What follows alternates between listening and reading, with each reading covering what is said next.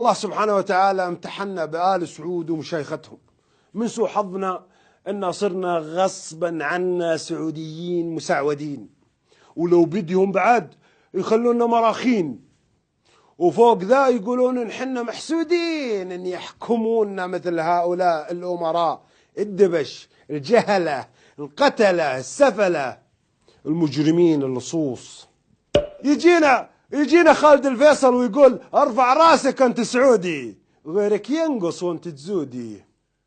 الله ينقص من عمرك يا ملعون الوالدين وياخذك، قول امين. ما في عندكم يا مراخين الا روس اذليتوها ورؤوس قطعتوها، وصرنا بسببكم مسبه العالم، وجيراننا الخليجيين يشفقون علينا ان حنا تحت رحمتكم يا عديمي الرحمه يا مراخين. ما يشرفنا ننتسب لعائلتكم، وما يشرفنا انكم تحكمونا.